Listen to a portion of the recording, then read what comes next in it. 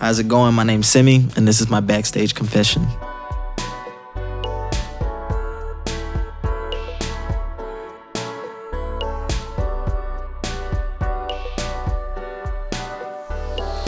Yo, welcome to the show, everybody, and Happy New Year. It's 2020, and it's going to be so hot. I can feel this energy spike is going to happen this year.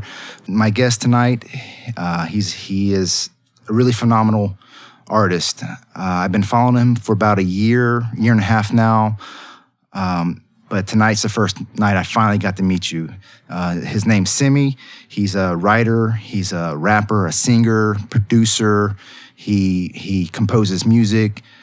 He's really just a jack of all trades when it comes to the music industry. And one of the things I really like about him is like your poetry, your lyrics. They really are. They're more than just lyrics. They're really from the heart, and they're really poetic. Semme, welcome to the show, man. Thanks. Yeah, I'm glad you were able to do this, and I'm glad we were able to get together. So tell us a little bit about who you are. You're still young. You're 21, right? You started in the music game when you were about 15 or 16. Just tell us what really drives you for your music. I just want to keep going. I don't know, like, it may come a day where I'm like, okay, I don't want to do this anymore, but for that to happen, I'd have to, like, have beat everybody and then it not get fun. But it's like, until, like, you're the best, you just got to get there. Yeah. You got to keep working. Yeah, that's pretty much my main thing. One thing I hear, like, in your music, it's, like I said, it comes from the heart because you are albino. Mm-hmm. And I'm sure you struggled with that. You talk about it in some of the interviews you've done. And growing up, I'm sure that was hard for you, being different. And that's one thing that kind of, like, resonates with me, not like albinoism, but my son, he's deaf. And he has double cochlear implants. And if you've ever seen it, it's a device. It's like behind the ear, like a hearing aid, but then there's also like another coil that goes to his head, and he can actually hear. But it's very visual. It's very obvious, and you can see it. And a lot of people that they don't know about it, they look at him different. Like, what is that on your head, And one thing it's always in the back of my mind, being a father, is him being bullied in school, and so that's kind of the thing that it's kind of connected me to you. And I read your interview in the paper, and your mom was moving you from school to school, trying to make a better life for you in your childhood and things like that. And that's kind of what me and my wife did as well with him. Right now, we haven't really had a problem with bullying yet. But I'm pretty sure it's gonna come about. So, how do you think that's, like, made you as a person that you are today? I know you've embraced it, your albinism, and you're using that to put that out there into the world, the awareness, and you put it in your music. I hear it throughout all your songs, and I think it's really great that you are embracing that. What do you have to say to people out there in the world that feel isolated or that just feel rejected just because of, some kind of difference that they have? I just started really embracing it internally, just like maybe like a month or two ago. 'Cause I would, like, embrace it outward and make people, like, I'm really good at, like, fronting. But I mean, I still have struggles with it, but it's getting better. But the biggest thing I've noticed is, like, when you're in the eye of a bully or the eye of, like, a large amount of people who have negative things to say, you pretty much you start accepting it. You start, whatever somebody says, you start taking it as true because you don't take that step for yourself and say, this is who I am, this is who I want to be. You say, okay, I guess that's what I am because everybody's saying that. it has to be true. This person says this, then I guess I am ugly, or I guess, I am incompetent, or I guess I am stupid, or I guess I can't do this, because that's all that you hear. And at a certain point, it's like you have to like declare yourself and say who you are and say who you want to be, and just stand on it. And it's gonna be hard. It is hard. It still is hard. I don't care who you are. It's still hard every day. But you just have to do it. You have to make it like a force of habit. So it's like, me, it's tough because I beat myself up like so much. Like, I don't know, like the entire like this year, I've maybe like told myself, man, that one was all right, maybe like 3 times. And I've probably told myself like 3 million times that something's like complete, just horrible, and I don't like it, and it's not good. And I feel like a lot of people do that. And for anybody that's listening, you just got to make sure there's a balance. Like if you're at this step right here, you can't pull yourself down 13 levels and then put yourself up 1, and then put yourself down another 10 levels and then go up 2, because you'll never be okay. You'll never be level. So I think it's good for people to be more willing to acknowledge their accomplishments. I know for a lot of people, they feel like they want to be more humble, but at the same time, you just have to accept when you do something good. If you go to school, you're in college, you get a test and it's an A, don't undermine that. Tell yourself, I did good. I studied for this. I earned this. This is a good accomplishment for me. Yeah. And if you get a D minus, don't undermine that either. Like, oh, it's all right. No, it's that you did bad. Accept it. Figure out what you need to do next time, and then maybe next time you'll get a C. Yeah. But even though that C could be better, don't undermine it like you didn't do better than the last time. It's just all about making a step. Because if you're trying to get to the moon, even if you took a step that was 5 feet, it's better than taking 5 feet backwards. Yeah. The journey of 1,000 miles begins with 1 step. Yeah. So it's just trying to make a step in the forward direction every day, whether it's physically, mentally, spiritually, you just have to make a step every day. And that leads right into your motto, born, best of right now, which I think that's really hot, because like the big thing right now is like the GOAT, greatest of all time. But in order to get to the GOAT, to be the greatest of all time, you got to be the best of who you are right now, every day, day in, day out, no matter what the hardships are. You got to keep believing in yourself. And I see that in you. You're really building a hell of a following. I look at your Instagram, you got 50,000 followers right now. And I believe it was more before y'all changed accounts. Y'all revamped, y'all reorganized. Y'all had close to like 90, was it 90,000 or something like that? Because the music's hot, man. And I think it's, I think your algoritm's actually helping that. And I think it's giving a lot of people hope, whether they say it or not. You're putting yourself out there like that. And it shows you are accepting who you are, even though there are some doubts. We all have doubts, especially me. Derek, from back in the day, I was always kind of like, I was outgoing in a way, but I was also shy as well, like stage fright and things like that. And but now I'm like doing the acting that's kind of helped me to look past my like self-conscious fears about what the world thinks. And now I'm just kind of like, whatever, because people are going to judge you, always. And it doesn't matter who you are. We're always judging people. It just seems like some people, they find a target that they can really, go after to make themselves feel better about themselves because they're really hurting inside. And I think that's like one of the like psychological aspects of a bully. They're hurting from some reason, but they take that hurt out on somebody else, bring them down to make them feel better. But when it comes full circle, it's not really benefiting them at all. And I think that's really great. And you got this movement that you're a part of, and really it's still ground floor right now. Yeah. So, I really, congrats, man, because you're really making a name for yourself. You're doing the work. You got like 100 tracks on the computer right now. You know, you're just constantly making music, and it sounds good. Derek, you're producing it. You're engineering it, and it sounds really great. Semme now so that's a huge thing in itself. So from when I met Semme to now, Semme didn't know how to do any of that. Like his progression on listening, learning, and excelling over the last 4 to 5 years has been college level, like Yale, Harvard level input, like straight up. So he's actually taken over almost all production level.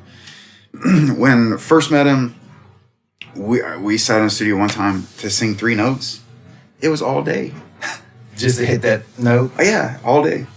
And now coming up with riffs, coming up with how to do melody patterns, how the song's gonna be laid out, arrangement level, beats, playing in chord progressions. Semme's basically taken the reins on that. Kind of the way he wants to be able to find himself. It's a combination of things, in my opinion, on that. He's wanting to be able to know how to do it, one, so he respects the game. So he respects how everything operates, like from beginning to end. He's kind of got that wanting to know, and with that, that's what drew me to him initially, was his ability to listen. And listening is one of the first steps to progression. Yeah. It's, you got to get the information into you, listen to what somebody has, because they've already been there, done that, and then take it and then go, okay, how can I utilize this? And he's been excelling in that trait, which can, in my opinion, you can go anywhere at that point, as long as you continue to be diligent at what you do. So he's kind of taken over the whole thing of being able to go, okay, I want to learn this, so I respect every aspect of it and be able to build things and all that. He does come, we have kind of like a think tank little thing that we do on just making sure that it stays in the directions they need to stay with what our vision is. And of course, that's with anybody that's, trying to maintain a path. You always want to have somebody there that's guide you. It's always easy to get sidetracked. There's so many, distractions in the world, whether it's financial or it's whatever, your car breaks down or it seems like there's always energy that's kind of works against you as well, that makes you like really work for it and earn that success. So now it's 2020. Yeah. What's the vision for 2020? Like what I want to get done, like what's on my, like what do I want to accomplish, or like, yeah, what's in line for 2020? There's multi-tiers on that. It depends on who you connect with. Yeah, there's a lot of variables, I should say. I'll say only thing that I'm in charge of is myself. So the only thing that I would want to see for myself is more confidence. I'm a pretty chancy guy, but like take some more chances. Like have more fun at it, because like learning everything, it was fun, but it was like, it's basically like, I'll give you an example. You played basketball. You told me you played basketball, right? When you don't really know how to play, when you're playing with people that know how to play, it's not that fun, because like they know what they're doing. Uh-huh. But once you learn how to play, you can start throwing it behind your back and start doing crazy stuff, start doing up and under. So it's like, now that I'm learning how to play and I'm getting a little bit better at the game, I want to just do new stuff musically. I really want to bring Born and ISA, I Support Albinism, to another frontier. I really want to do some more local events. I want to like, my plan this year kind of fell through. I had a guy I was working with, but kind of at the last minute, he kind of like dropped it on me. We were supposed to like get like 200 or 300 kids like free haircuts, and it was going to be like really cool for like Christmas and get them some toys and stuff like that, but it kind of fell through. So my plan is to kind of keep reaching out, keep trying to collaborate with people, because I want to do a lot of stuff like that. Like whatever I can do to help somebody less fortunate than me, I want to do. So that's kind of like a big thing I want to do. I want to get probably 1 or 2 projects, at least I know 1, but maybe even 2 projects out this year, maybe even 3 if I can get like in a roll. The past 3 or 4 days, I've gotten about 4 or 5 songs. 3 are completely done. The other 2 are in the progress. So I kind of got some fire going there. But pretty much, I just want to have this year of accomplishing. If I set out to do something, I want to finish it. I'm horrible at finishing. Yeah. So I want to be more consistent with finishing and then just helping people. And I think that would be cool. And keep planting seeds. Like, 'cause we'll do stuff and then we'll say, okay, you look at it and people are like, oh, it only has 300 or 400 views. And that's fine, because when something takes off, it's like, I at least want people to be like, oh, I didn't know you touched on this subject here. I didn't know you did that here before you got big. Because now when you get big, they're like, you're just doing it because you're big. Yeah. So I like planting seeds that will grow on their own, and to let people know that this was my intentions before any money or fame or anything like that. Yeah. So Yeah, that's good. I think if you move forward like with a passion, something you're passionate about, like the money will follow. And you hear it time and time again. I read a quote that said, I think it said, a man who does more than what he's paid for will be soon paid for doing more than what he does. It was something like that. That was you posted that. It was on Instagram. Yep. Who was that? Is that Napoleon Hill? Was it? No. I'm not sure. I'm not sure. Who did that quote? You posted it. Pull it up on Instagram. I don't know, but that is an excellence statement. Excellence is basically the whole motto of be the best of right now. Yeah. Going at Yeah, Napoleon Hill. Yeah. And it's Napoleon's Hill is great, by the way. Yeah. He's old school on it, but he goes back to real core principles. Yeah, well, he interviewed 500 of the most wealthiest people in the world, Henry Ford and Rockefeller, and he picked their brain, and he collaborated all that information, put it into a book, Think and Grow Rich. If you haven't read it, read it. I read that book twice, and it's really changed my whole paradigm about my outlook and, how to succeed in life in anything that you do or that you want to do. Think and Grow Rich. I highly suggest people read that. I want to read more this year too. Yeah, dude. Reading is, one of the best things you can do. Yeah. I guess like the top CEOs, they read 5 books a month minimum, and how much, Netflix are they watching, So, it's kind of duplicating what they're doing, what makes them so successful. And reading, that's like one of the key things that they do. Right now I'm reading a book by Stephen King, The Dark Tower. It's pretty good. And my wife suggested I should start reading fiction because it would help me in my acting. Oh, yeah. So I'm doing that. Anything I can do to, increase my skills. Be the born. Yeah, see, in your field of acting, I think you should watch movies because it would be field dependent. Most CEOs are not in the entertainment industry, so yes, they should be reading things that help with progression and fundamentals. Best advice I ever got, I don't know if you ever heard this on the acting side that I was going to talk to you about, which is, it was like a cool insight. So from what I'm experiencing, it's like, because everybody acts whether they believe it or not. And you go out in public, you're acting. But the thing is, you're not acting, you're acting like a regular person. So when you watch a movie, it's like, you be like, man, that guy's a good actor, but it's like, he's not acting. He's just being a regular person. So someone's like, be a dad, and they're like, oh, I'm going to be a dad. No, it's just be a dad. That wasn't, hey, how's it going? Yeah, keep it authentic. Yeah, and it's like, so, because I got a friend who wants to get into acting right now, and his biggest problem is he's acting. But then I'm like, bro, we can have a conversation like this if you were like, act like a guy who's doing a podcast. Just talk. Yeah. You don't put a special voice on like your Bruce Buffer or something like that. And it's just like, I was just going to say, just to keep that in mind and don't be nervous. 'Cause I know you said that like you have like thoughts and stuff like that. Do you go out, just be regular. And that's like the best actors. Because Leonardo DiCaprio, he'll just make you believe he's just a guy in that scenario. Yeah. Well, there's, so many techniques involved in acting and coming across authentic. And I'm still working on, ironing that stuff out.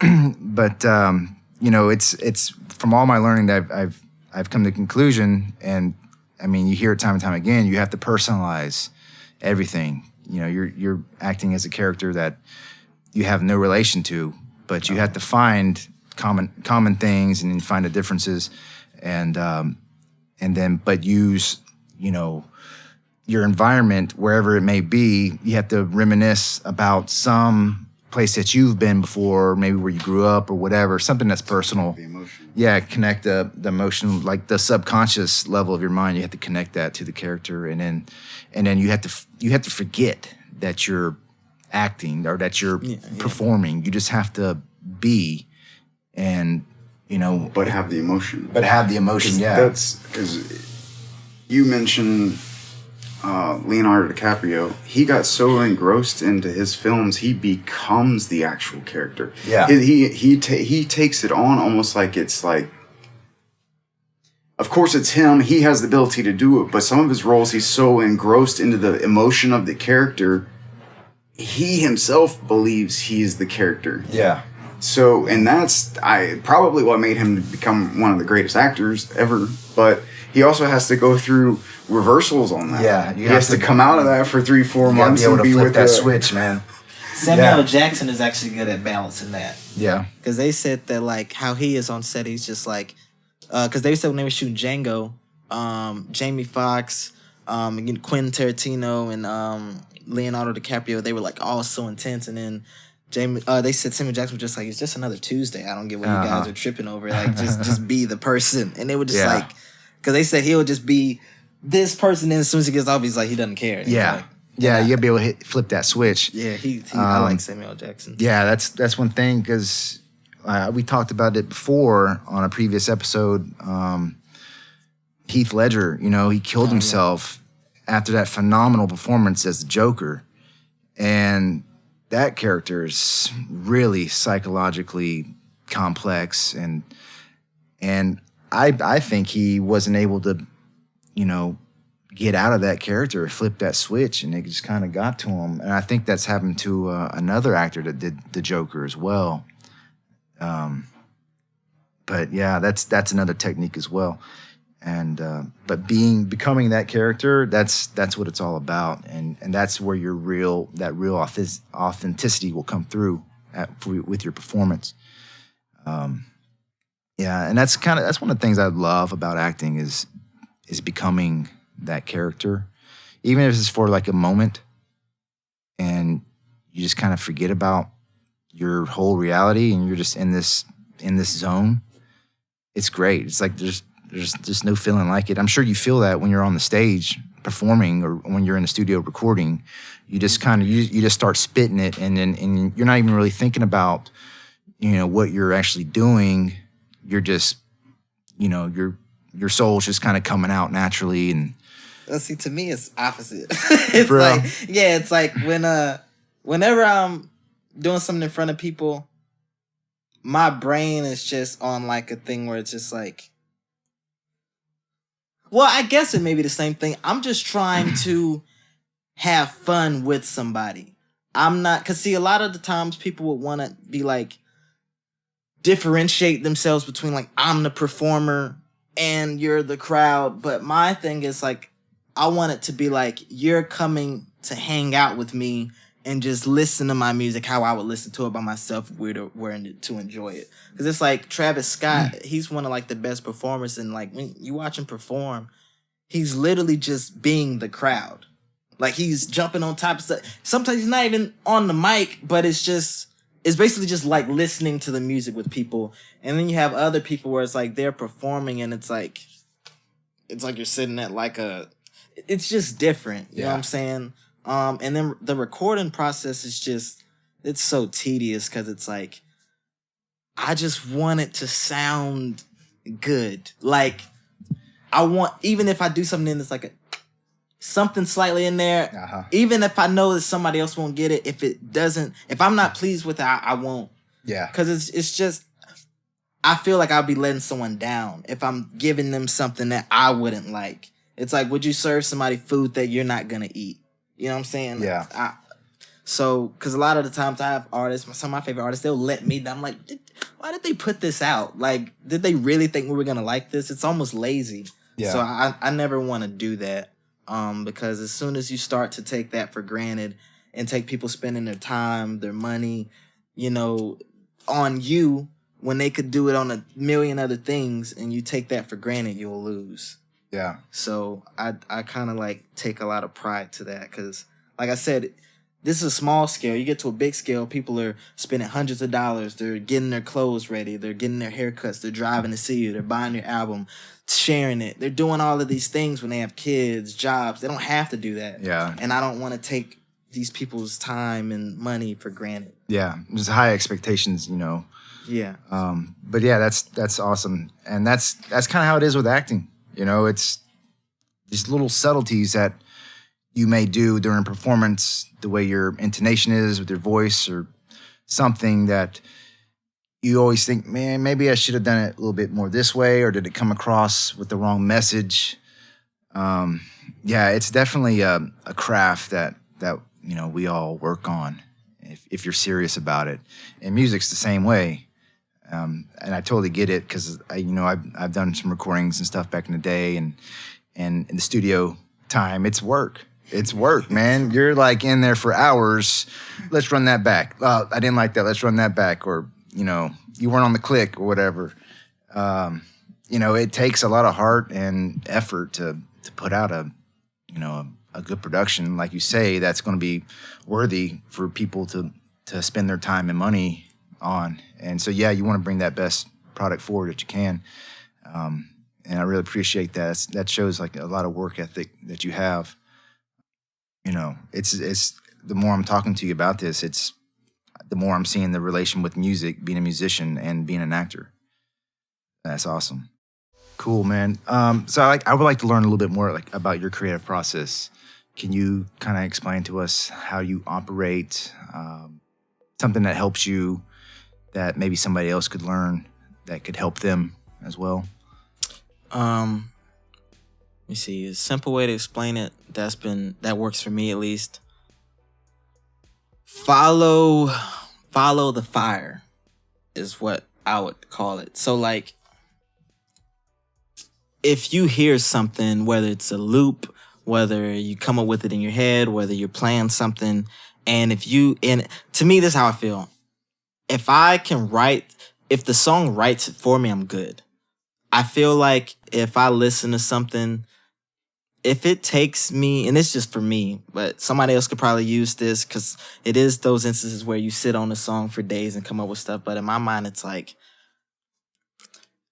if you try some food, it's not going to take you 3 days to figure out if you like it or not. If you see somebody that you feel is attractive, you're not going to have to look at her pictures for 3 or 4 days and say it. No, it's like, it's just a thing that like connects with you quick. So for me, for a majority of my songs, if I hear something, it'll write itself. I don't know how to explain that. It's like, for instance, the song that I just played you in the studio, the Yoko Ono song, literally the laughing and all that in the beginning is left in there because that's literally how it happened. I was with my friend Keon and Rel, and as soon as Keon came to the studio, he was like, I want to see you record, man. I want to see how you do. I never seen you record.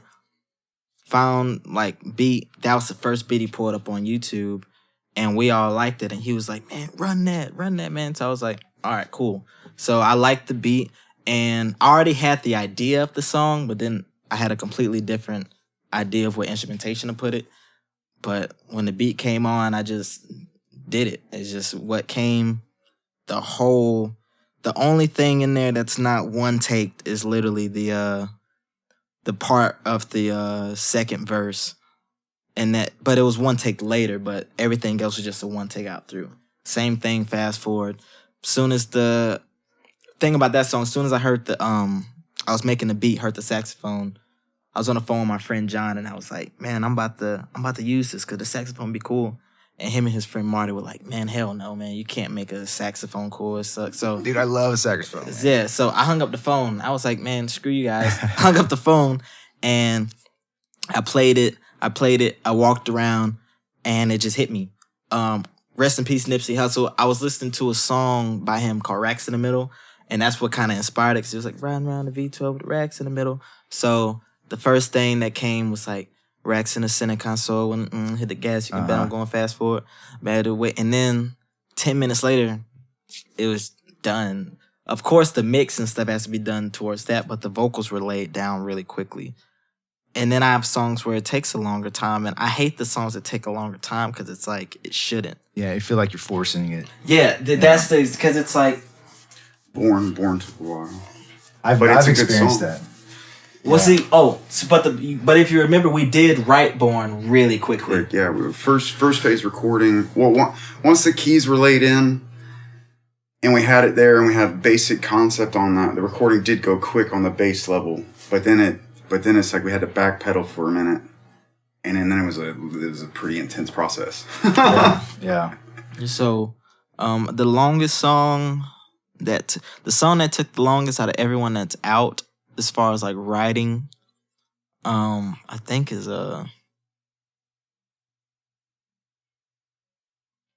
it's the song Puerto Rican Love. That song took the longest writing because it was writing in 2 different languages at the same time, and Vanessa and D, it was like a whole thing, man.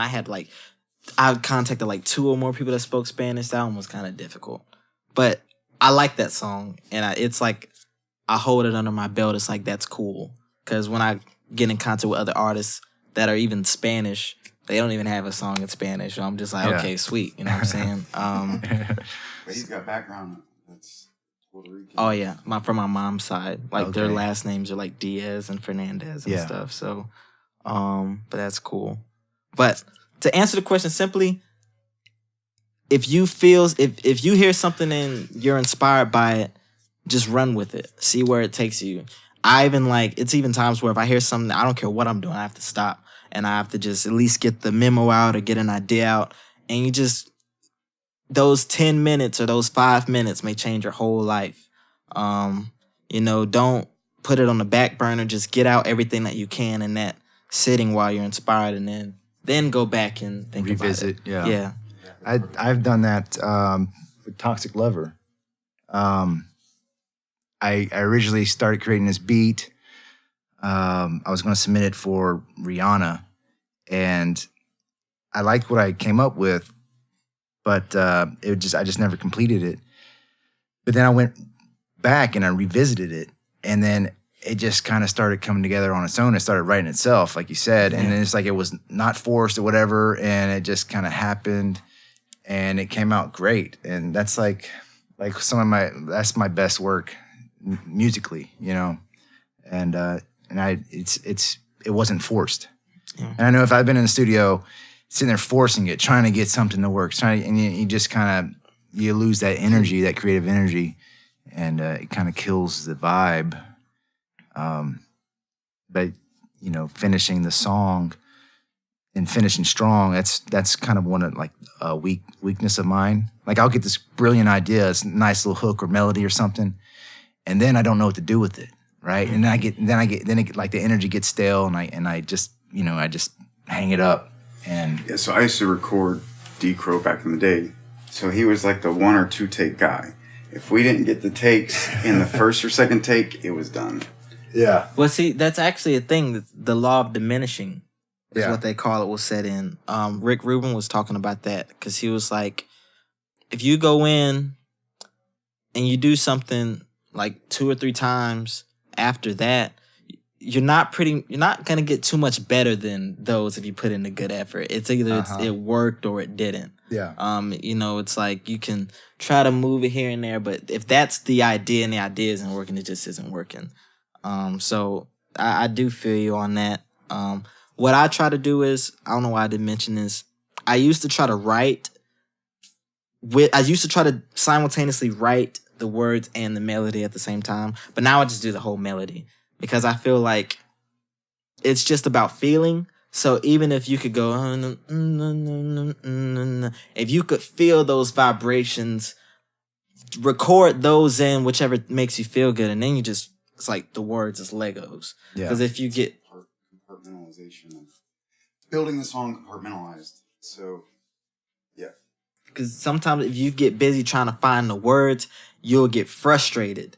And then you're like, I don't know what to say. And then it gets a thing. And then you just get confused. You get a block. Yeah. So it's better to just go with melody. Another thing that works is on top of the loop or on top of the beat that you made, just open up a piano track and then just play. And then play something that sounds beautiful with the piano. That's how freaking If you're musically inclined, you go fifths and sevenths. Yeah. On the chord. Cause the Fuimos, wait, that was just going That came about like that. Where Are You Headed came out about like that, where I was just playing the piano and the piano part was just dun dun dun dun dun dun dun dun dun, dun, and I was like, okay, can I do this with my voice? It was in my range and I could do it. So you're like 1-2 takes. If it ain't happening, you just kind of drop it. Man, because like being an actor, we do self-tape auditions and things like that. And I've heard from a couple other actors where if you're doing a self-tape, you're doing it once, twice, and then let it be. Because I've done self-tapes where I'm just like, no, I didn't like that one. Or, you keep doing it over and over again. And then eventually you're getting tired, you're losing energy. And they say you just got to go with the first 1 or 2, and that's going to be your most authentic, for you submitting it. I was going to say one thing with that. So, yes, but revisiting back, as you stated prior, we've done it to several songs. Sometimes you just got to pull back. You got to build a section, pull back. Yeah. Build another section, pull back. So then when you come with the energy, you already know what you're wanting to do with certain parts of the song. You just got to come back and revisit it, especially if you're trying to build something really good. Bruno Mars does that with his songs. I mean, they'll take a whole year to build a song, but he drops hits. You come back with fresh ears, and then you kind of know where to go. The whole thing with just building a song, one take and all that is good, but there's also ways to come back, revisit, keep the energy strong. So even if you got it laid down to where first you come in, like he was stating, the da-da-da-da-da-da-da, you have a melody, then you come in right to it, then you lay down what you wrote. And then the last time you come in, you think about it, you sit on it, you wait a little while, and then you come back and you do a final take. And that final take should be your best of what you possibly can do, because that's going to be in that 1 or 2 final take range area. Yeah. But there's both ways. Both ways have worked for us. Go ahead, sorry. Oh, no, you're good. No, I was just going to say a thing that I wanted to start doing this year that I've been starting to do the past few days, which has been helping me complete stuff more, is not wishing upon the star of songs. So like I was watching a Rap Radar interview and it was about Drake. So like his biggest song, God's Plan, was one that he recorded on a whim that he thought nothing of. Yeah. He literally was just like, he sent it to another artist actually to get them to get on it. They never got on, and there was a time he was like, we got this one to turn up be his biggest song. And that kind of it alleviates the pressure. It's like if you're in a basketball game, it's the difference between, man, this is the buzzer beater shot, and treating every song like it's the buzzer beater shot, and then treating like I'm just gonna shoot. You know what I'm saying? So now I'm just trying to just get better at just shooting and just saying whatever song, because God only knows whatever song's gonna do it. Man, somebody could pick up freaking hashtag Athena tomorrow and it starts taking off, and you're like, oh shit, I didn't know. Yeah. So it's like it's completing. You got to put up enough shots to make enough. So if you get stuck on something, and this is for anybody, just try to not put as much pressure on it. Don't put it like, this has to be absolutely this and this. It just has to be done. Yeah, because both of us have this perfectionist thing, and sometimes that gets in the way. It's a good thing and a bad thing. It's got good areas and bad areas. Yeah. Completing it makes it more difficult to complete because you want everything to be perfect, and it puts a lot of stress on it because you're trying to perfect it. And you can make really good material like that, but the problem is you necessarily can't keep putting out material in a timely manner because of the perfectionist. So it's trying to balance between all of it. And Semi's actually getting better at trying to balance between that, and he's using the method he's currently stating right now to just kind of keep putting out some material. Because that's why I can't wait for the day where it's like I'm really busy with everything else, to where now it's like when I go into the studio, it's all going to be that hit or take. Because I hear about these studio sessions with these other guys. They're just going in there. People are playing them 100 beats, hoping they just get one. And then when they get that one, they're like, all right, let's cut this one. And it's like, even the song, If I Hit Her One Time, I'm a Piper. That song, he was talking about how when if I'm not mistaken, they were in the same like studio complex. They ran into each other, and Jeezy was like, "Hey man, I'm working on this in here. Come check it out." And then he said, as soon as A$AP Rocky came in there, he was like, "Oh, I like this." And then he said, "Let me try something on it." And that if I hit it one time, that was the one take of it. Mm. And he just cut it then and there. He liked it, didn't think much of it, and that's like their biggest song. And there you know it what I'm is. saying? So, and then the thing of every artist says the same thing. They, even if they put everything into a hit, I'm slowly realizing that it's just by chance. Because some songs, they would spend like, have you heard the story about the Michael Jackson song? I think it was a Thriller, I think. It was like 97 mixes or some crazy number like that, and then they ran with like the second mix or something like that. Which, that's kind of insane. They just kind of reverted back. Let's just, yeah, we're getting lost in this. Let's just take it back and keep it simple. Yeah. So just anybody out there that's a creator, just in order to be a creator, you have to create and you got to finish it. So that's pretty much the most valuable thing. Yeah. And always realizing that somebody's gonna like it and somebody's not. Yeah. And your goal is just to figure out what you did that made people like it and do it again.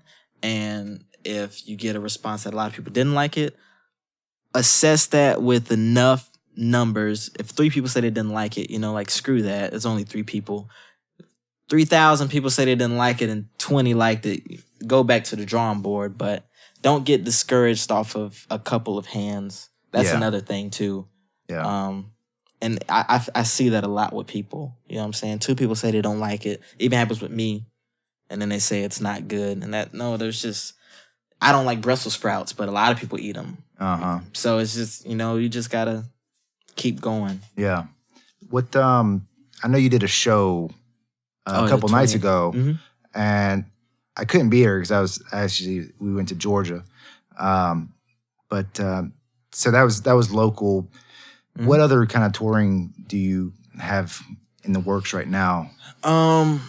We're talking to a couple of colleges right now, and a couple of high schools, trying to figure out like just a path on like how can we, hit them in a row.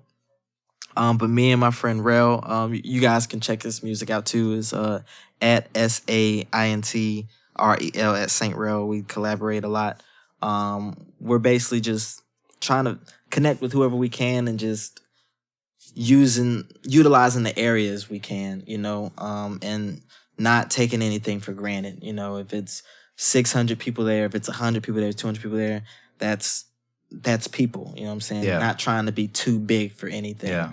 And again, you never know who's watching. Exactly. Yeah. So we're just planning on anything that we can be a part of. Anybody who says yes, we'll say yes. We're just being the yes man. That's my goal also this year. Just saying yes to everything. You say yes to 10 things, one of them's gonna work. Yeah. So just saying yes and just keep on giving your best after the yes is, I guess, the goal. Yeah. Just keep putting yourself out there. Yeah, man. That's because at the end of the day, like I said, it's either gonna work or it's not, or it's gonna work a little better than the other one or a little less. But everything, if you do something your best, it's going to work. It's just how many times can you do your best? Yeah. You can't play one game your best game. You got to play all of them, and eventually you'll be Kobe Bryant because that's all he did. Just went out there and played his best game every time. Yeah. Well, your room is a studio. Oh yeah. I mean, you're just talking about earlier. You wake up in the morning and you go to work and you're dropping 40 hours a week. Yeah. Making music, man. That's a really good commitment there. I think because it's if I could calculate how much time I've spent in there since I got the computer, I can't. It's like, because even yesterday alone, I was in there from like maybe 7, 8 in the morning to like, I'd probably say like 4. And this is like not exaggerating. Like I didn't go anywhere. I just stayed behind the computer. I ate twice, and I just went there. I tried out. I do a lot of. Best thing about knowing how to do this stuff is I can cancel out things quick. So I could pull up beats, make a beat, and I can probably get through 7 songs in a couple of hours and say, I don't like this, I don't like this, I don't like this, I don't like this. Oh, cool. I don't like this, I don't like this, I don't like this, and do that. Yeah, the thing, but we gotta get complete because there's 100 songs probably on the computer, 1 and 2. Out of that, there's like 20 or 30 that I think are phenomenal. Yeah. And Yeah. they're just sitting there. But again, we do have a couple things where we're some of the ones we haven't even up here. We got there's probably 100 songs on this one. And some of the songs we do want to wait until we can get a certain major artist on it. It's almost like the song sounds like them. It would fit really well with them. The concept works with them. So I get those because we have actually quite a few songs like that where we want to get connected with some large artists, but we got to get to where we can actually even connect with them. Yeah. And we're sitting on those for that reason. But then there's some other ones that are just good. We just need to finish them. But again, I work full time. Semme works, and he's trying to do the music breakdown, and he's getting really good at building base fundamental of the song. And then some of them, and he's getting real good now at completing. That's been a new thing. So the perfectionist thing made it to where it's like you make a bunch of stuff and then you stop. And then now it's trying to get it completed. So I think it's kind of a process of self-evaluation, of your work, and then going back and trying to make it a little bit better. Yeah, but you gotta be careful because time is our most valuable resource that we have. It's like a lot of the times. Well, first it's like I learned something new about mixing every day, so it's like.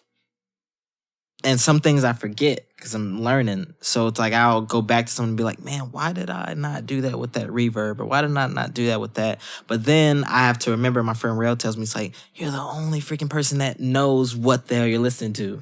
He's like, other people that listen to music are just going, do I like the beat? Do I like what they're saying? Do I like how they say it? That's like the 3 things they're evaluating. Yeah. So that's kind of tough. And then it's just, the biggest thing on not finishing is, I'm always trying to decide, what do people want to not only hear now, what do people want to hear from me now? Or if people give me a chance, like, I'm tired of, like, because this year I pretty much know where I want to go with music this year. And it's just, I just want to start making stuff where it's like, I don't want to give anyone a chance anymore to like it. I want to just do stuff that's like, as soon as they hear it, I want them to like it immediately, because it's like the attention span is just getting so bad now with music. Like, you gotta capture the audience. People are dropping songs, like literally there's songs charting right now that it's a minute, like literally 1 minute long, and it's like 16 seconds of intro. It's like a 8-bar verse and the song's over, and it has 200 million views. So it's like, it's hard to argue with that if that's what people are telling you that they want. You know what I'm saying? Unless you're Taylor Swift. Her song's even getting shorter. Yeah. But it's just I want to take myself out the equation this year. And I just want to be less selfish, because a lot of times as artists we can go, but I like this. I want to be more like, what do you guys like? Put out something. If you guys like this, okay, why do you like this? Okay, let me just keep giving this to you again. Yeah. And develop a fan base of people that are like, okay, yeah, you're giving us what we want. Because like I have a Snapchat and my Instagram. I'll put out little snippets and stuff, and then I'm like, man, like the Yoko Ono thing, I put on my Snapchat and I had like 85 people hit me up. I only have like 100 people that seen it. So that's like the most out of everything ever since Fast Forward. That people are just like, what the hell, man? What are you doing? Why didn't you drop this? And I'm like, okay. People call all the time, man. What about this song, man? What about that song? Yeah. So it's like, so my plan is to give people what I'm hearing they want from me, and not what I think that they will want. But I don't think you can take yourself out of the equation completely. You have to take that feedback. Well, and process it, and then. Well, it's trying to remove the weakness. So the weakness is the perfectionist side is wanting to hold on to it, make it perfect, and is it good enough for everyone? He's trying to hone to go, okay, I have a weakness area, and then I need to remove this part and focus on we need to make sure that we drop and complete. So And his production, everything's gone way up because that's all he basically does on any spare time, anything like that besides eating, having to work a regular job or anything like that. I mean, it's music, studio. So, and we got one major area is just we gotta complete. So that's kind of what he means by removing himself from the equation on that. It's removing the weakness so that we can complete and we can keep dropping. So the audience gets fed, they're happy, stuff keeps coming out, and it continues the process much better. You know? And then also, thing that I have to battle with, I like other genres of music that a lot of people who like some of my music don't like. It's like having...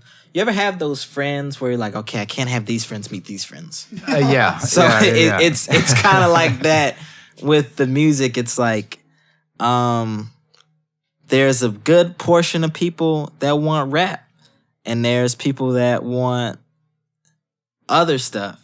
And it's like, how do I balance that? I'm not big enough to where I can do what Drake does and give them both, because you'll lose momentum. Because people will be like, oh, we like this. Oh, we like this. Man. And then it's like you put out something else, they're like, man, it's probably that other shit again. Well, you know, like when I listen to like an album, or back in the day when I was buying a lot of albums, I noticed that there was like a solid maybe 5 songs on the album that I just really loved. And then some other songs are like, I really wasn't feeling it. And it seemed like it was more of just like kind of like a filler for the album to get the, 12, 13 songs or whatever. But you got those 5 solids, you got the single that drops, and that's what kind of lures people in to come and purchase the album and start following the artist, So that's the thing that I don't have that leisure right now. I can't, and this is where I'm having to battle with myself. I can't afford, this year, I can't afford fillers.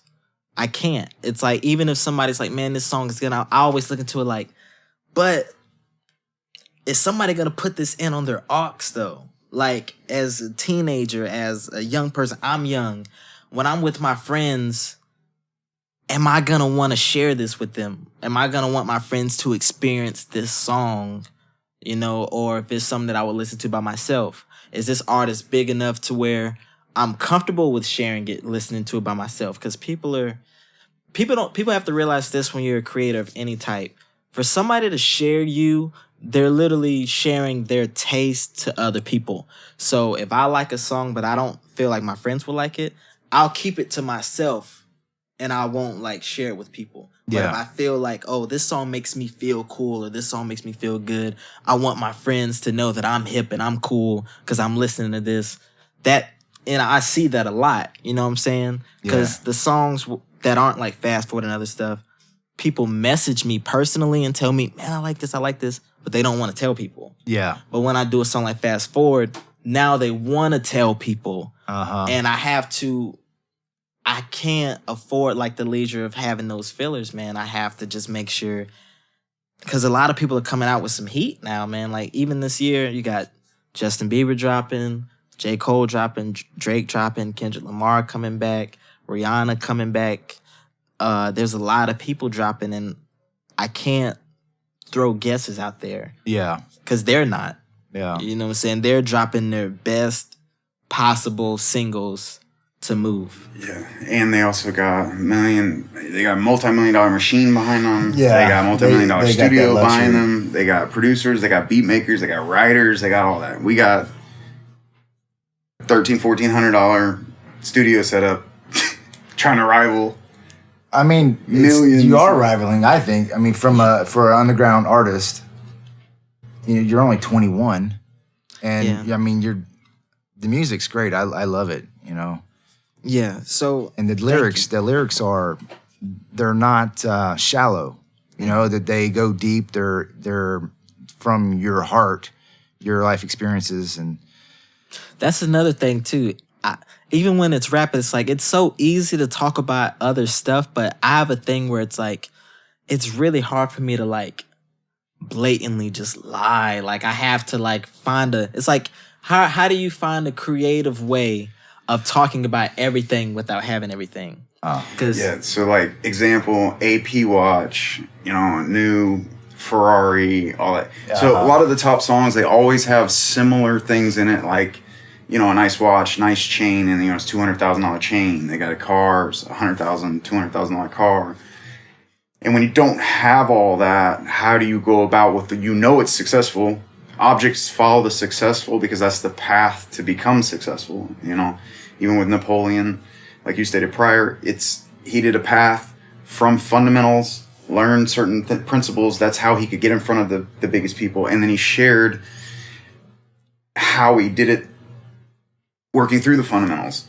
So following the successful is the path. So in rap, the successful are always talking about the same type thing. And it's actually kind of difficult to not necessarily, because if you don't have it, it's kind of hard to say you got it. Yeah. There is people that did it and it has worked. It's just harder for Semme to do that. Well, I think like starting out though, you got to be authentic, and I think a lot of artists that are huge now, they did start off what their real life experiences were, what they were talking about. And I think about, because I was a big Cash Money fan in high school. And when you listen to their early day records, they were talking about their street life in New Orleans. And they weren't really talking about, if you look at it when they first started to 5 years later, they're talking about the #1 stunner. And the music video, they're doing donuts and Lamborghinis and things like that, and they're celebrating their success, and I think it's great. But their early days, they weren't all about that. They were, it was from where they were, their experience at that time. And I think that's kind of what, moved them forward and gained that audience as well. But plus they had some hot ass music though, I was a big fan of Manny Fresh. His beats are, they're something different.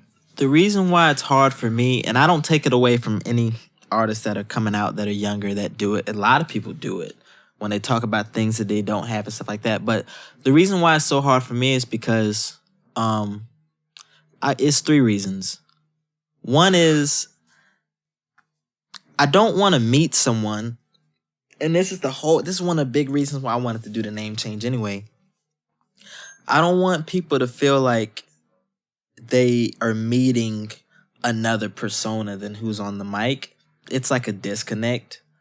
Another reason is I don't want social media to completely destroy me once I blow up and make memes about me and call me out and do all these things. Because at the end of the day, I have to be this person when I go out. Nobody else has to be this person. Yeah. So whatever I say, people take that literally.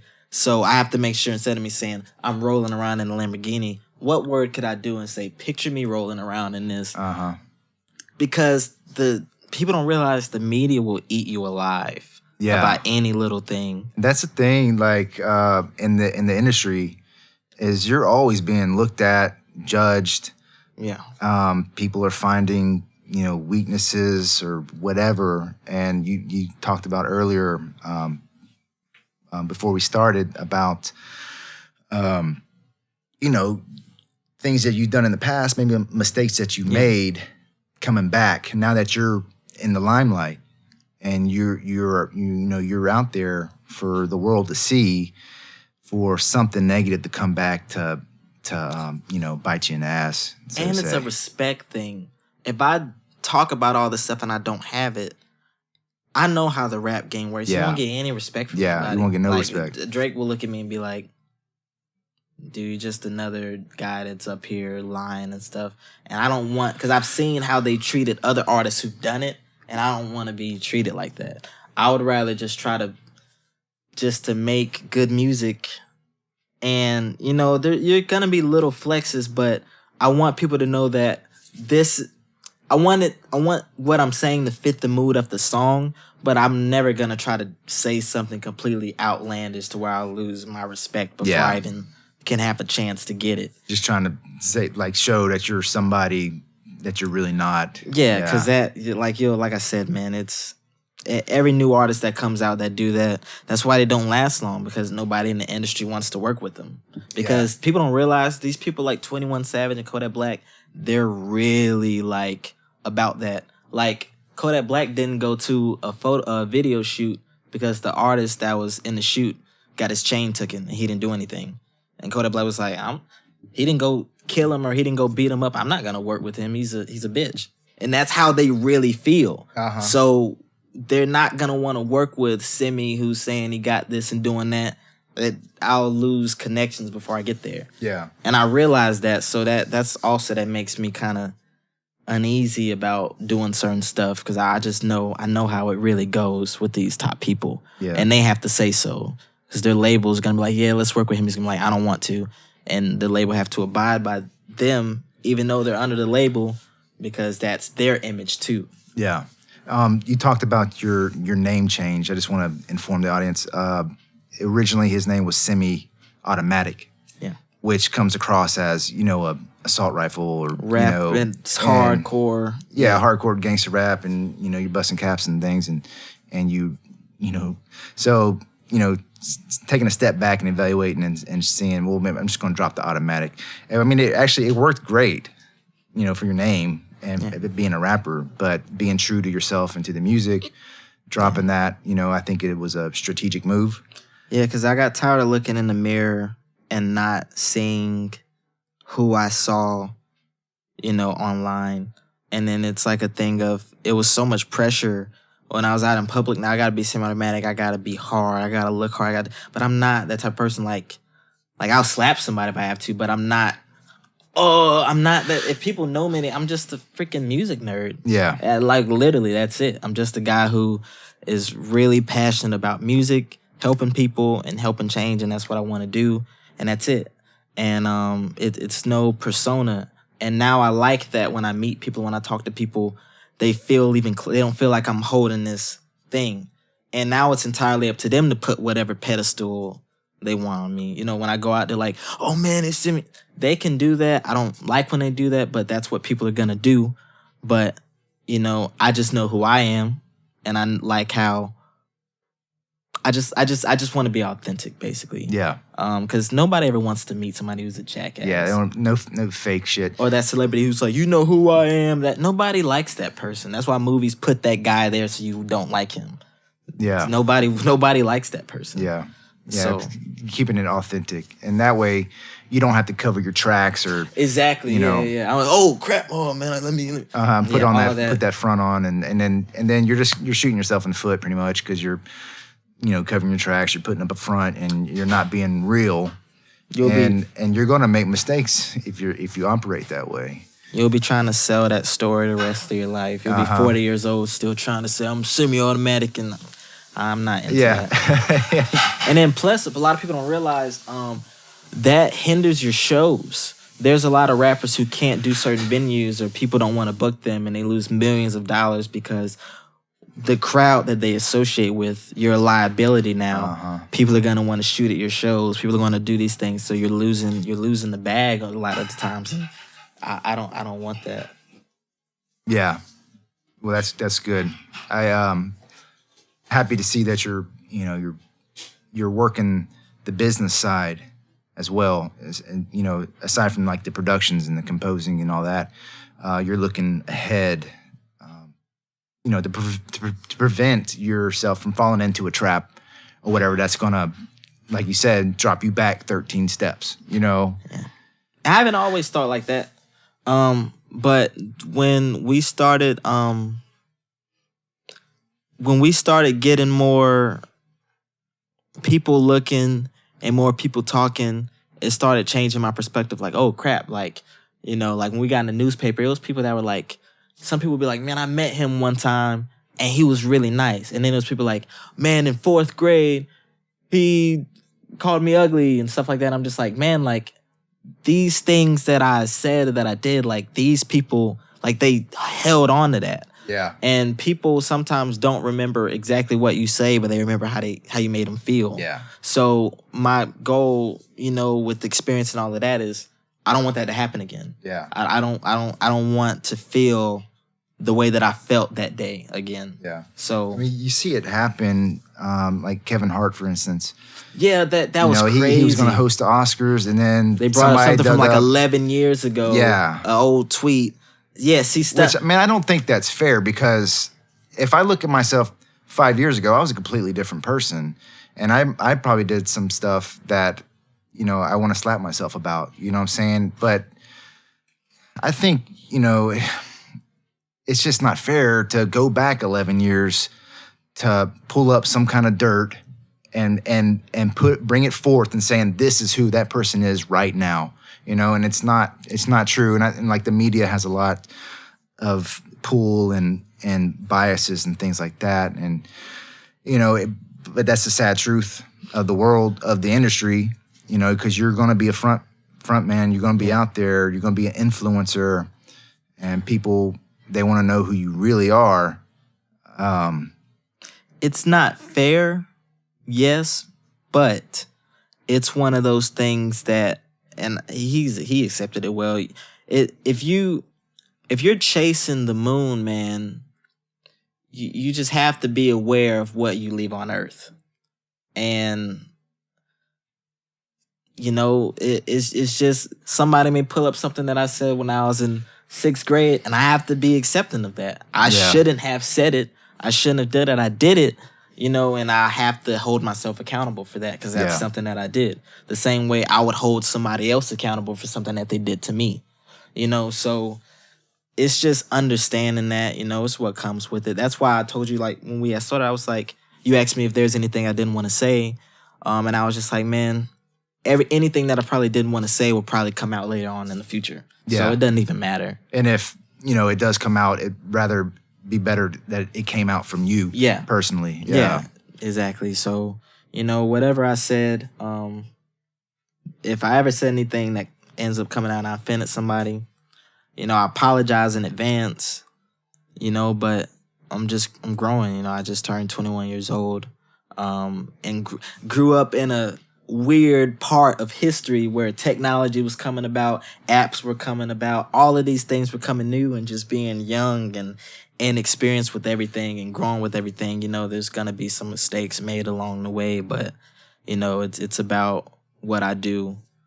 If I wake up in the morning and my eyes open, that's another chance to make something right or better. So I'm trying to take advantage of that. Yeah, and being the born. Yeah, being the best right now. The best right now. Exactly. It's awesome. Derek, did you want to chime in on that or anything? Or I don't know. It is a proverb. It is very hard to keep a good name. One thing can destroy a good name.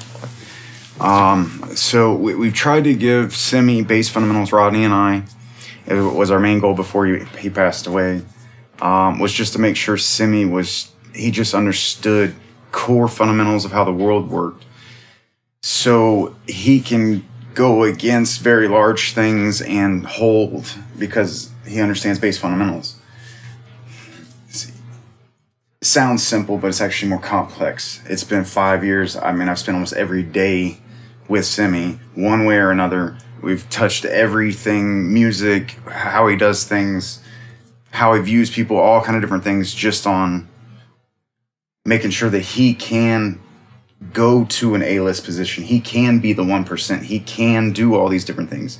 And that requires a coach. It requires a team. It requires people to be there to do that. Advisement's one of the biggest things. And Semme is emotional. He does have, you know, insecurities with things from his past and other kind of things. And he has to have people to talk him through and walk him through all that.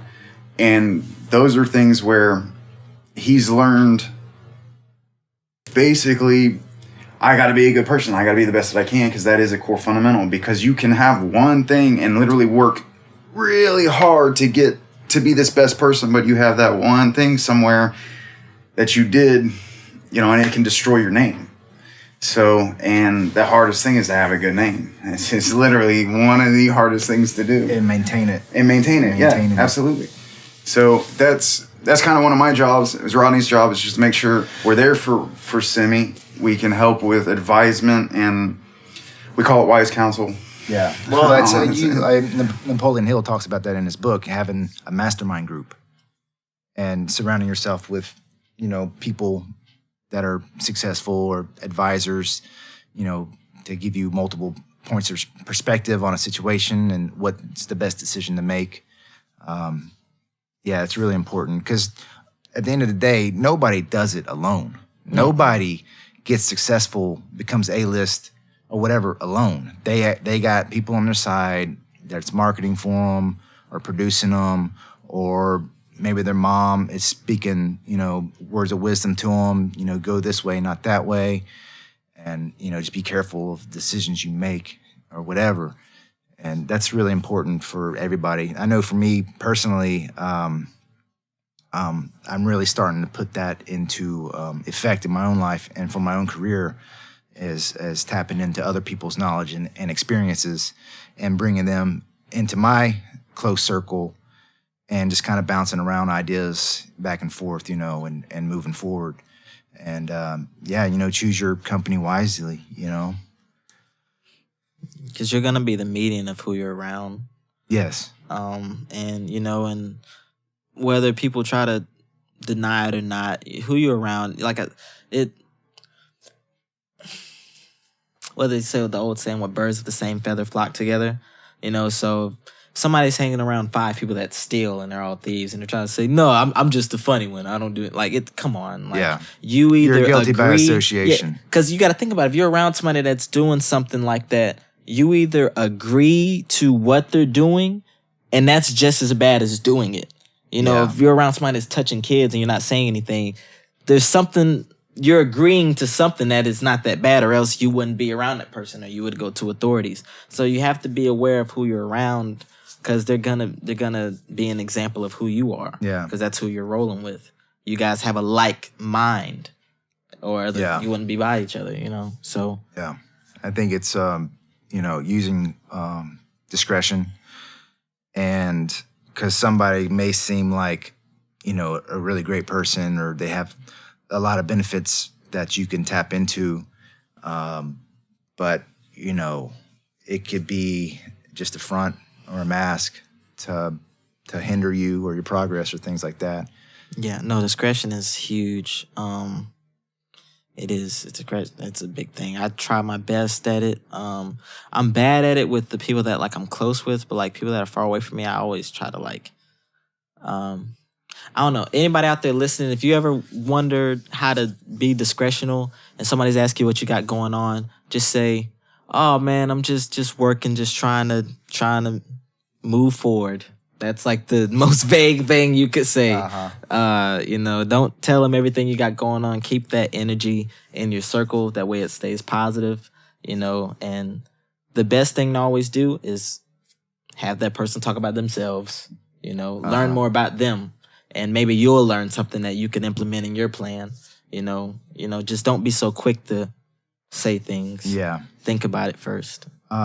Speaking of our circle of support and things, how your family, when you decided to go into music, and how was that support? I know you mentioned there's a part of one of your songs, I don't remember, but the pigment of your skin, it's white. Yeah. And you go to a family reunion and there's confusion there. Yeah. It was, I think I was about 9 or 8, and I remember going in and everybody kept going up to my mom saying who's this? Or who invited the white boy? Or why is there a white boy in here? Y'all know that white boy, and stuff like that. And it's just I remember having to go back to the hotel room, and my mom just stayed back in there with me, and she didn't want to attend it, and we had left the next day because she didn't want me around anyone that was not making me feel welcome. My mom's always been really supportive. I remember at one time she dyed her hair blonde, white blonde, and cut it just because I got a bad haircut one time. They cut it real short, and the next day, oh no, it's the same day, she went and cut. She had hair was past the shoulder. She cut it clean off and dyed it white blonde and said, "If they're gonna make fun of you, then they're gonna make fun of me too." So my mom's always been really supportive and everything. I didn't grow up with my dad, so that's pretty much all the support that I had there. And we still talk I call my mom every day, every morning, every night, just to make sure that she's all right. We have a close relationship. So she's supportive. She just wants me to be the best at anything I do. She always told me, if you're gonna be a trash man. Make sure you're taking out the best trash, you know. So she's always been like that. So yeah, so my family from that side, I don't have a big family, but they're supportive. My brothers and sisters on my dad's side are supportive too. And that's pretty much it. My family's not that big at all. Do you see a shift in people's perspective of you, as far as maybe trying to ride your coattails, that because you're creating the success for yourself? Maybe there was a time where they want nothing to do with you, but now they're, changing their perspective and trying to, reap some of the benefits. Yeah. It's been happening a lot more lately than usual. Man, I have people that write me, man, I probably get asked for money like 5-6 times a week. Like, people hit me up saying like, man, you got $200 and you got $300. I mean, you got, like, they think that you have more success, money, connections than what you really have. And I don't realize I'm just trying to do my best too. Yeah, people do that. You just got to be aware of it. It's what comes with it. I know it's only gonna get worse. So it's like hardest thing to do though. I got to get better at it. That's why I need a secretary. People asking for features.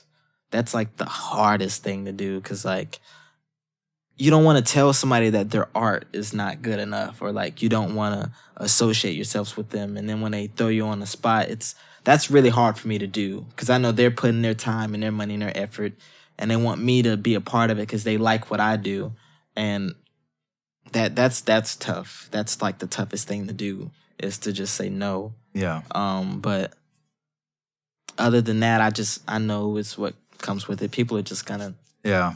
And it's a good thing, I'd rather them talk about me in a really negative light or really positive light than not at all, Yeah, there's no such thing as bad publicity, right? Yeah, because they're both thinking about you. A hater's thinking about you. Yeah. Somebody loves you is thinking about you. Yeah, you're creating a buzz, yeah. Because how I feel is, and this is why I want to get, like, when I was talking about Chancey earlier, my plan is when I drop a song this year, I want somebody to either really like it, or completely hate it and disown it. Yeah. Because that means that I gave them a strong opinion that could sway either way.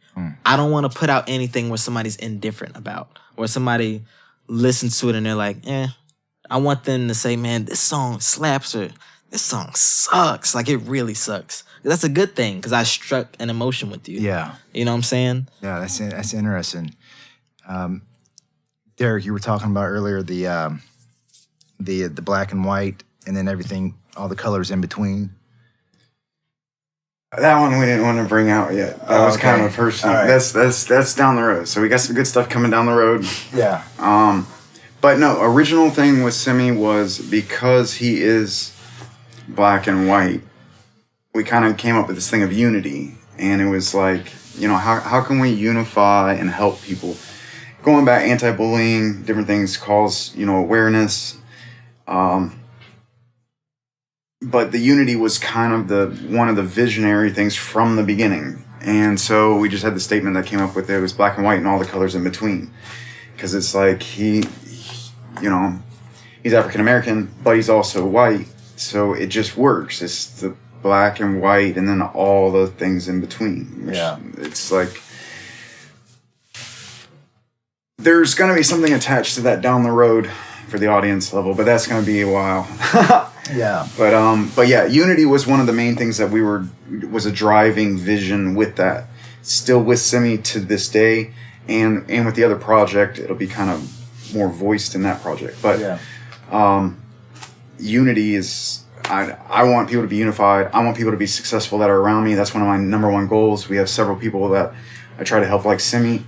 I want everyone to be successful around me. I know you stated the same thing. You want to see people successful around you as well. So it's like, and unity, fighting, that's not a part of progression. Of course, pain does provide, with retrospect to the pain, you can become successful. You can gain strength to move ahead. You can find your problems. You can solve your problems through that.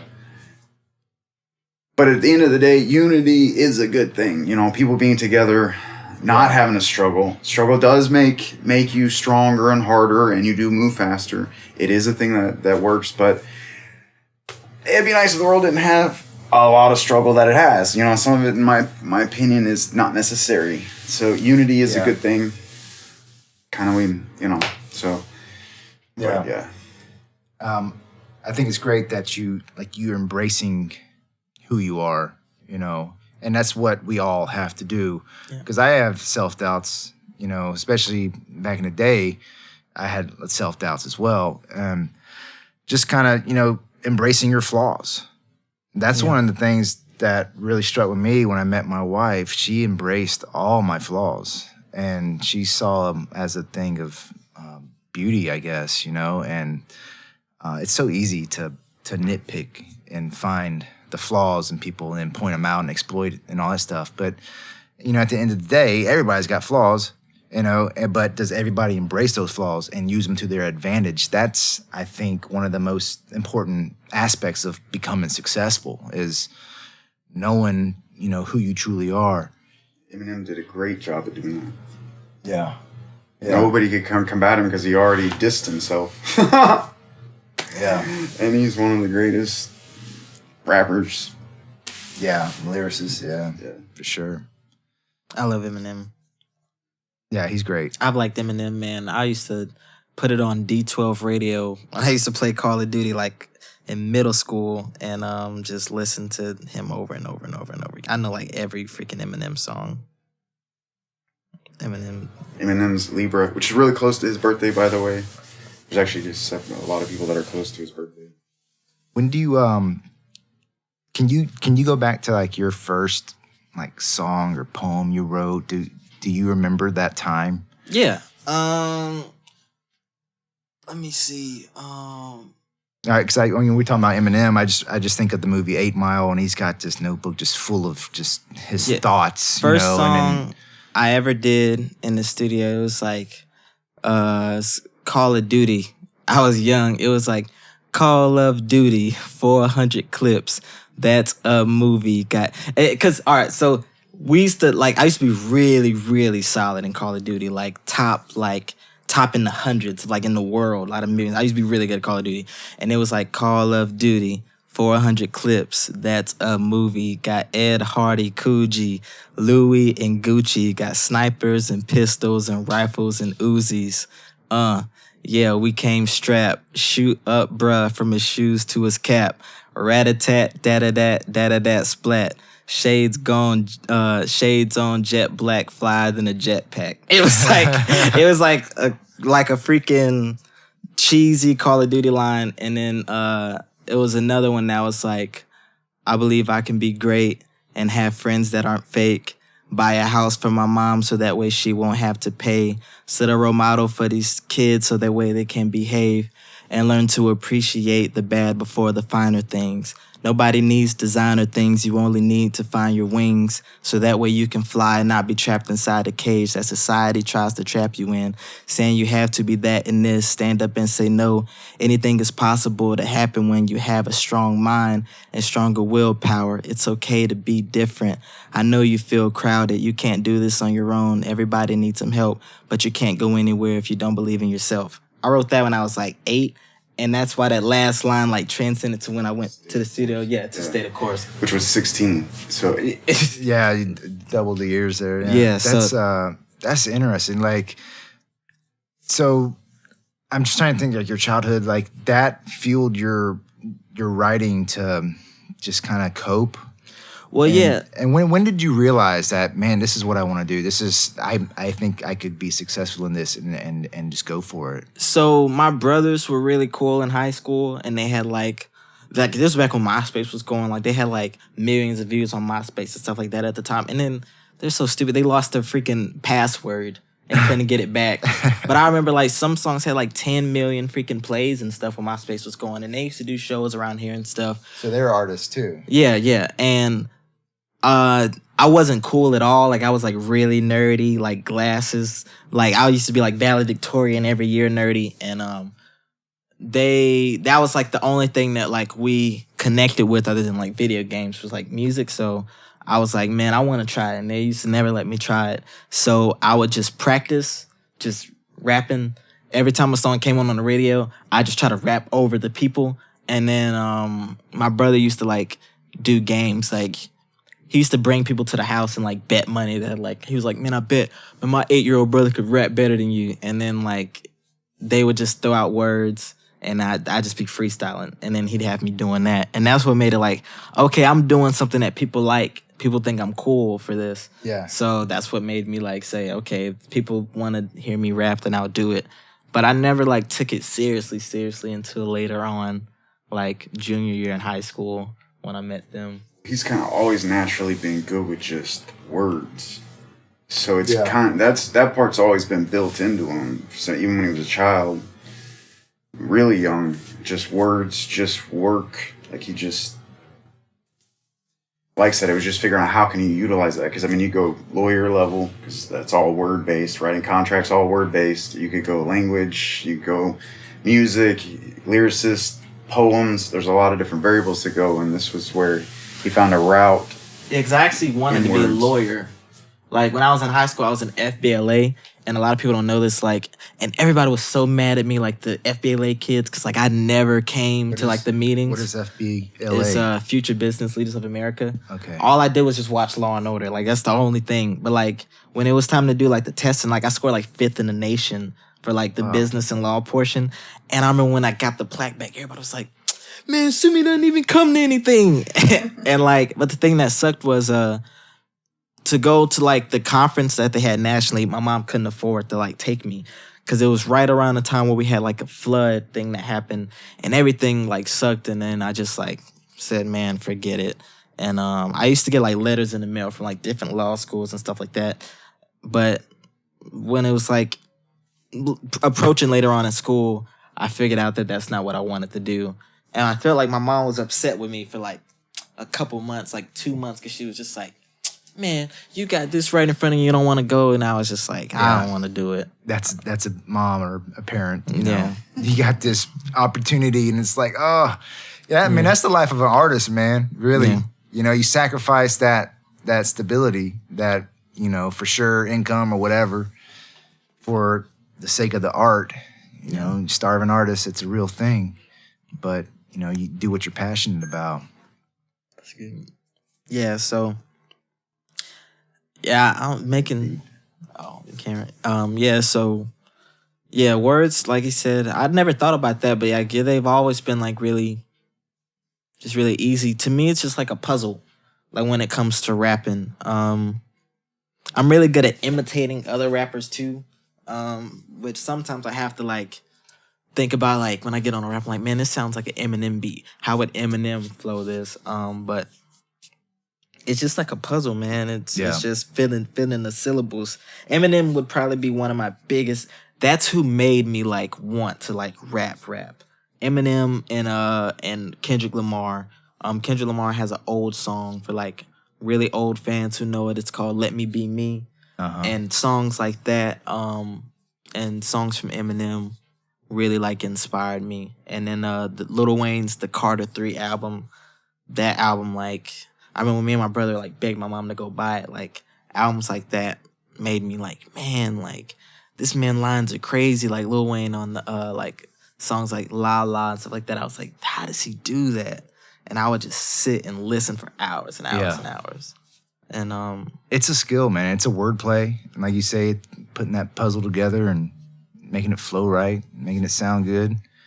And there's nothing better than the feeling of when you do something and you know it works. Yeah. Because, like, man, it'll be times like 2 days ago I was working on something and it's like I beat myself up a lot. And when I had got one thing going, I was just like, I started walking around the studio like, oh, no, they're not fucking with me, man. They're not. It's over with. And I'll get, like, really hyped. And then I'm like, okay, let me get back. Okay, this sucks again now. But it's like, I live for those little 2 or 3 minutes where like you feel like you're on top of the world when you do something good. Yeah, I live for that. I've talked about that on the past couple episodes. There's these little moments that you hit, man, that you know you got it. You're in the zone. Yeah. you kind of black out a little bit, Yeah. you know, and that's kind of what gets you hooked, man. And it's the same thing with acting. It's just a different outlet, you know. Like when you nail it, you're Yeah, just when like, you nail it, it's man. like, man, I'm the best in the world, man. Yeah, yeah. You just, It feels good. You feel that energy, and like I felt it on an audition. Walked in and took it, man. Just did it, and just felt great about it, and I just knew that we got it. Yeah. And because I've heard about that, one of my acting coaches says you have to go into that room and you just got to take it, you know. And I think when you do that, you know it. It's like a shot. Like, I don't know how to explain it to anybody who doesn't play basketball. When you shoot a shot, You know it's going in. it's like those where you just like, man, that felt good. Like, Yeah. you just know it's It was in. You may even perfect. call it money. Uh-huh. Like, yeah. my friends pick on me because when we go balling, it's like when I get hot, I start shooting, I just start saying cash. Like, I just know Cash. that like it's gonna go in. And it's the same thing in music. It's like a stride. It's like everything in the universe is working at that very moment. And it's infectious because you know those parts that you actually really like, when somebody hears it, you know they're gonna like it. And if they don't like anything else, they say, but the one part you did, and you're like, oh, Yeah. yeah, I like that one Yeah. too. See, it's like those things like that are like really cool. Uh-huh. Makes me just light up every time. Semme, man, it's great talking to you and learning a little bit more about you and who you are as an artist and a songwriter, producer, poet, advocate for worthy causes. I think it's really great what you're doing. Sounds to me like you're really a selfless guy and you just want to help people, help humanity. And I think it's really great. And I'm glad that we did this. I know that this podcast is mainly focused towards the San Francisco Bay Area creative community. But like I say, I want to bridge people and bring people together, especially that are, creators such as yourself, because there's no telling when you're going to be in the Bay or in LA collaborating, maybe get your music on some films. That would be cool. But yeah, I appreciate the time, and it was great to finally meet you and get to know you a little bit better. And Derek, thanks a lot for providing the studio, the music, this production, and his inputs as a production manager, marketer. That's really pushing Semme forward. I think you're a hustler. You always have been. And of course, it's always a pleasure to see you again. And you always got mad knowledge. And Boyden, I appreciate the work you're doing behind the scenes right now for this. And I'll see you when I get back, and we're gonna hit it on and get some more people on the show. So Semme, I'm gonna leave it to you for the last word. Anything you want to say? Well, first, just want to thank you for having me here and having D here. It's been a really cool experience hanging out with you today. It sucks that your guy couldn't be here. That would have been cool to meet him too. Your partner that you do this with. What's his name? Bird? Boynton. Boyant. Boynton. Boynton. Okay, yeah. It would. Hopefully, I get to meet him next time. But only thing I guess I can say is just whatever you guys are doing, just be aware that tomorrow is not promised at all. It never is. The next 5 minutes aren't promised. So just make it count. Do it with integrity. Do it as if someone's watching you. Do it as if, you're gonna show your kids what you're doing in the next couple of years. Do it as if your boss is watching you. Whoever you hold at, high regard, do it as if they're watching you, past, left one, anything. And just always try your best. And always remember that the world is a lot bigger than you. And it may be a little thing that you do for one person that they carry on their life, and then they implement it in their child's life, and you could potentially plant one seed for a whole generation and have no idea. So, just understanding that. And then, like I said earlier, understanding that people aren't always going to remember what you say, but they're going to remember how you made them feel. So, just try to spread positive energy to people, and, and be willing to let other people spread their positive energy to you. Don't be so closed off, and just be willing to learn. You never know who you might meet or who you might connect with, and just be the best of right now. So I'm Semme.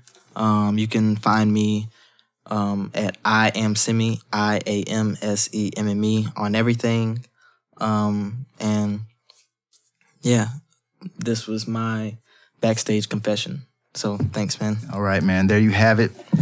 Semi-automatic words of wisdom. Loved it. And we're going to close out with one of your songs titled Illuminated. Oh, sweet. Thank you. I like that one. Y'all enjoy. And we will see y'all next time. Happy New Year 2020. Hit the ground running. Make things happen. This is our time. Peace. Get funky.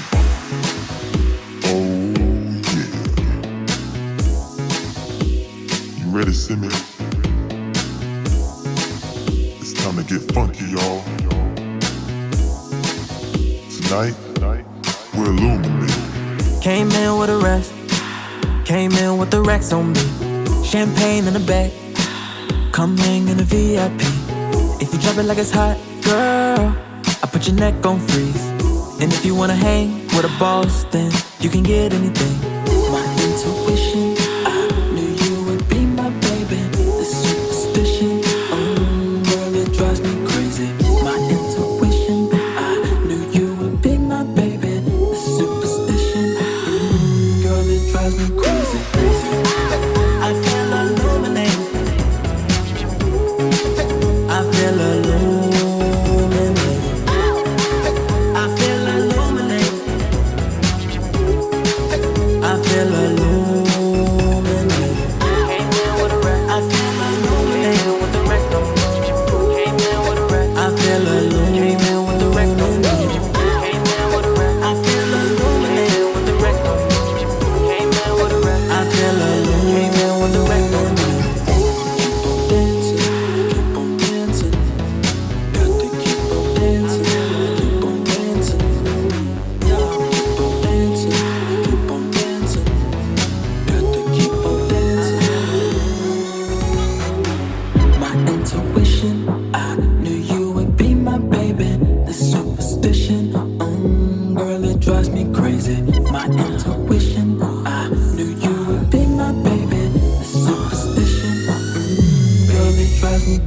Fashion over jeans, boots with the fur. Make that Nyla scream, make that kitty purr. Had a couple drinks, talking with a slur. Shawty got the ice cream, strawberry sherbet. I came in with the big racks, the beat came in with the big slap. Ain't got time for the chit chat, I got special sauce like a Big Mac. Side to side like a zigzag, wanna see you work while I sit back. And it ain't a kickback, it's a lit back, cause we illuminated, baby. I feel illuminated.